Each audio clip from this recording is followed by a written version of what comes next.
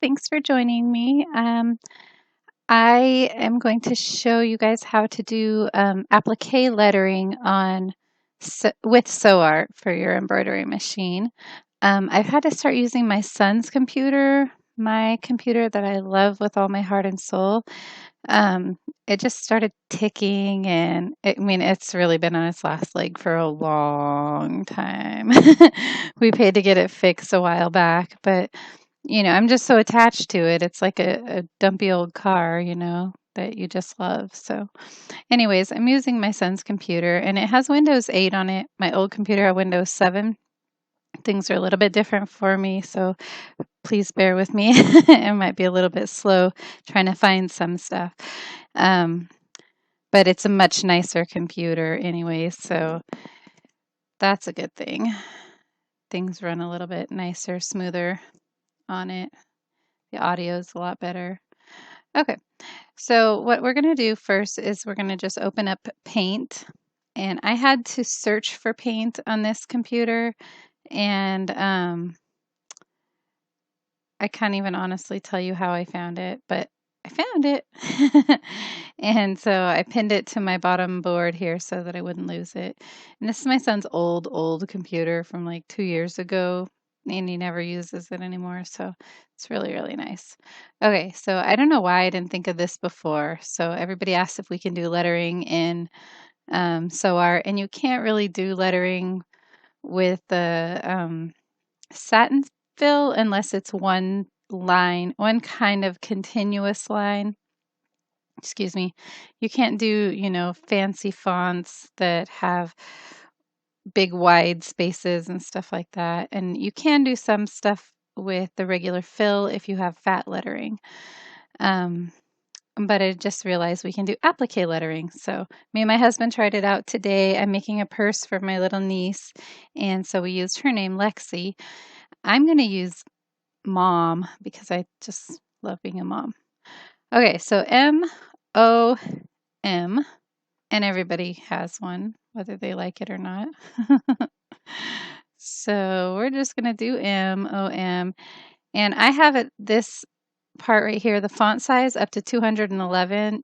I can resize it whenever I get into SewArt. I just want it to be nice and big, and I want it to be really fat lettering. I haven't tried any of the fancy scripting stuff yet, but I'm sure that the same technique is going to work. So we're just going to do this basic one to kind of give everybody the idea, and then you can get creative and, do different things. And this might actually help a lot with people who want to do monograms and stuff, but can't, you know, can't get a good monogram on SewArt.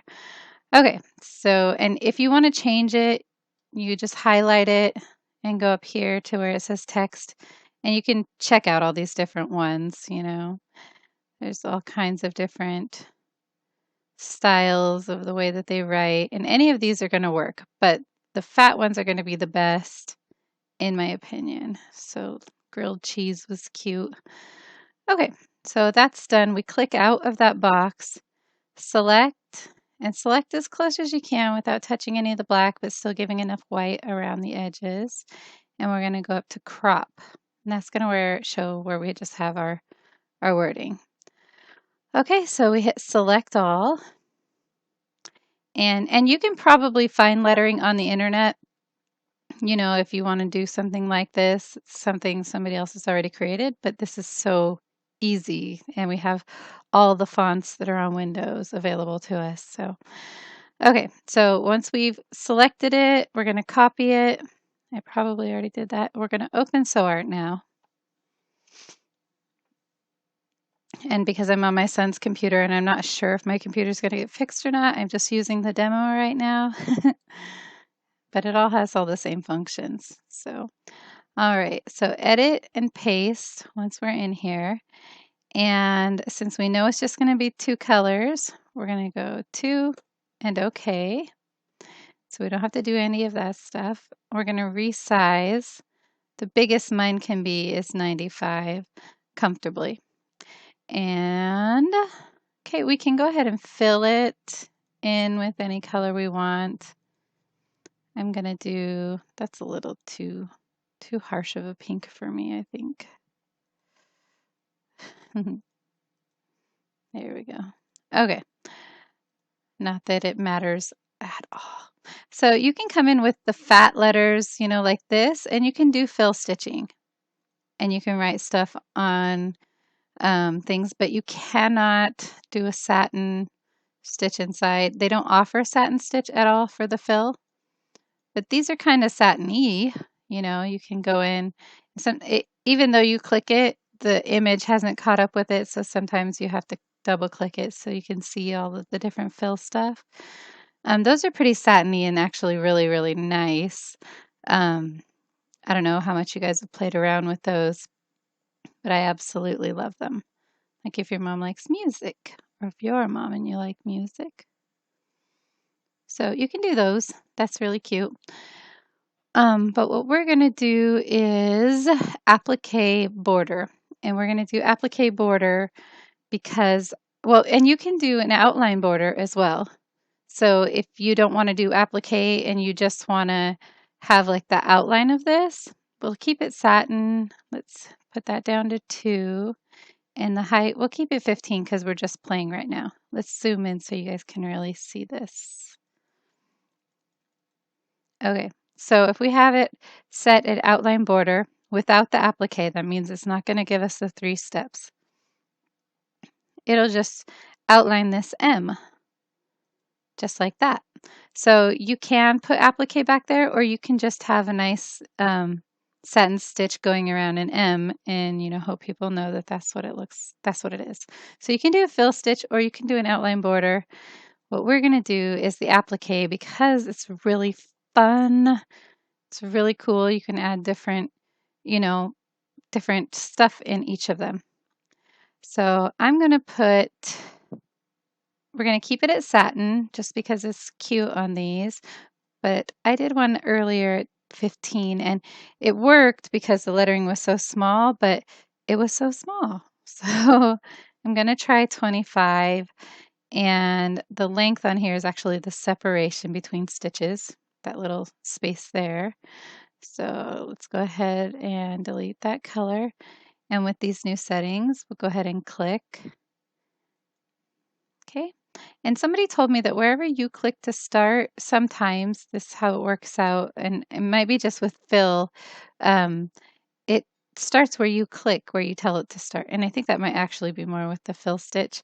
So the closer you pick to the top, the better it's going to be able to map out the direction that it's supposed to go, the program itself. Okay, so there's an M, nice and pretty. Let's close that. And we'll do a O and another M. So that O is going to be pretty tight. And that M, okay. So the cool thing about this is all we had to do was press Applique Border, click inside, click inside, click inside. And I know I told you guys to start up here, and then I just went willy-nilly because I still haven't mastered the memory of doing that. But anyways, so once we file, we're going to file, save as. It's going to give us a picture to use. I'm putting stuff on the desktop right now because, it's not my computer. I'm going to use a JPG, title it Mom Applique.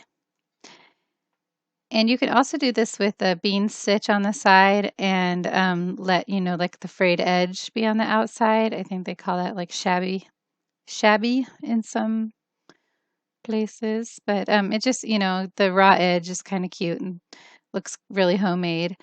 And they also have the blanket stitch that's also available on SewWhatPro. So, okay, so let's double check our size. 94-37 Mom Applique, desktop, save. Okay, so I'm going to take pictures and record audio, and I will get back to you guys. Thank you so much. I hope that this helps you guys a little bit, kind of open up my eyes to stuff that I can do now that I wish that I would have thought of a million years ago because this was so easy. But in any case, I really hope that this helped, and I hope that, if you guys have any other questions or suggestions, please feel free. I really love the community that we've got going on. And everybody's so helpful, and I really, really appreciated that so much. Alrighty, I will be back. Thanks.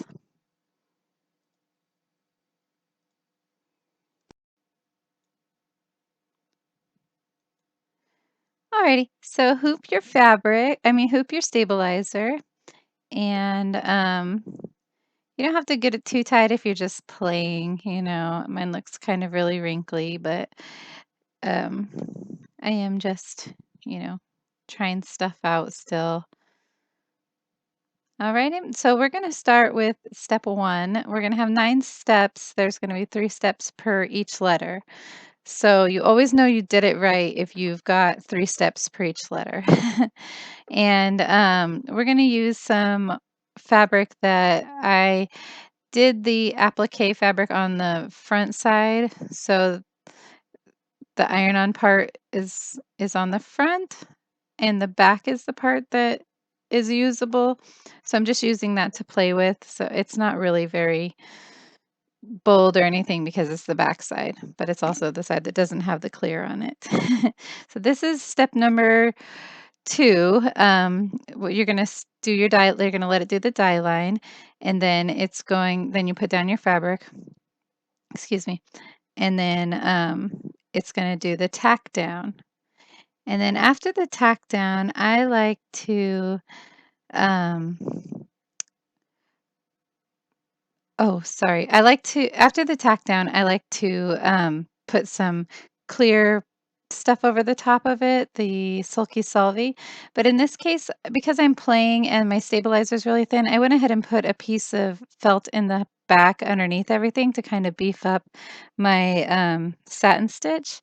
I don't know how that's gonna work out, but, the fatter you can make things, the sandwich there for the satin stitch, the nicer it seems to come out for me anyways.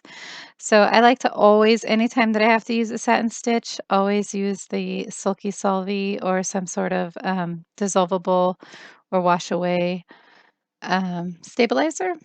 Always makes it look really nice. I know I say that, but this doesn't look very nice because it's got all the frayed edges and stuff like that. And 25 and 2 didn't seem to be that great of a setting together. It looks like it's kind of jumbled. So I'm just going to do the M and the O, and then the last M I'll kind of do, but you should have it down by now. So step number 4 is going to be your die line for your O, and then step number 2 is going to be your tack down, and then after the tack down, you're going to cut it out. Excuse me.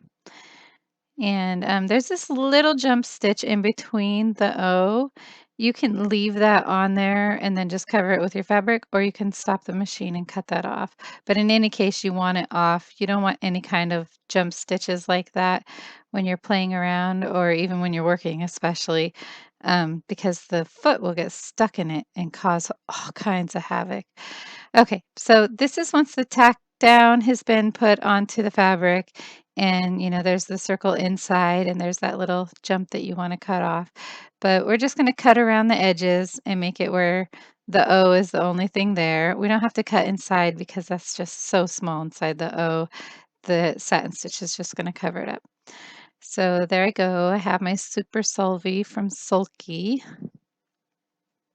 And you can find that at Joann's, and you can find it online on Amazon and Walmart and stuff like that. They have the Sulky Ultra, which is really more plasticky. You want to use that for like freestanding lace and things. This stuff is wonderful because instead of having to wash it off, you just peel it off. So there's step number 2. The O has come out and it looks really cute.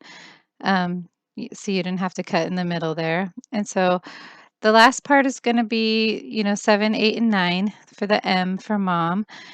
I didn't show you how I did the whole thing, but I did have a little issue where my thread, I got a Hobby Lobby, um, and I don't know if that has anything to do with it, but kind of shredded up a little bit. So I had to stop it. So you can see there, I had to stop it and cut all that and make it all look nice again. And um, go backwards on my machine. I'm not sure if you guys know how to go backwards on your machine, But whenever you're doing satin stitch, you just have to go back a little bit. But if you go into your adjustments on the Brother SE425, if you go into your adjustments, it's gonna and then there's another, like, um, icon that you pick that's like this, and it's gonna bring you into here. This is where you can skip from letter to letter, step to step, and this is just skipping back and forth the stitches, so you can just go back a tiny bit if you need to, and that's what I did. So, and then I sewed it out, and there it is. It's not the best picture, and, the satin stitch does need to be played with a little bit with this setting, but you get the idea. I really hope that this has been helpful. I had a lot of fun making it. Have a wonderful day, and thanks so much.